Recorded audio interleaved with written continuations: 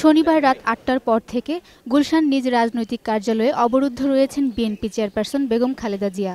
সকালে কয়েকজন নেতাকর্মী দেখা করতে গেলে পুলিশের সঙ্গে ধস্তাধস্তি হয়। এ সময় কয়েকজনকে আটক করে আইনশৃঙ্খলা বাহিনী।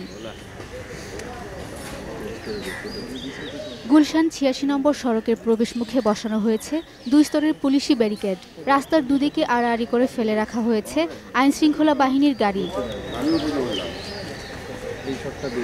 এদিকে শনিবার রাত থেকে নয়াপল্টনে বিএনপির কেন্দ্রীয় কার্যালয় তালাবদ্ধ রয়েছে। বাইরে মোতায়েন রয়েছে আইনশৃঙ্খলা রক্ষাকারী বাহিনীর সদস্য। এর আগে প্রতিদিনের মতো শনিবার রাত ৮টার পর গুলশানের নিজ রাজনৈতিক কার্যালয়ে আসেন বিএনপি চেয়ারপারসন বেগম খালেদা জিয়া। কাজ শেষে অসুস্থ দলের যুগ্ম মহাসচিব রুহুল কবির রিজভীকে দেখতে যাওয়ার জন্য গুলশান কার্যালয় থেকে বের হতে চাইলে পুলিশের বাধার মুখে পড়েন বেগম জিয়া। শনিবার রাতে বিএনপির যুগ্ম মহাসচিব রুহুল কবির রিজভীকে আটক করে পুলিশি হেফাজতে চিকিৎসার জন্য হাসপাতালে নেওয়া হয়।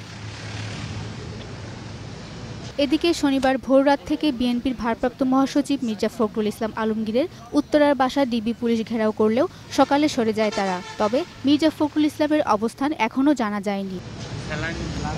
শাকেরা আরজু, ২১ টেলিভিশন, ঢাকা।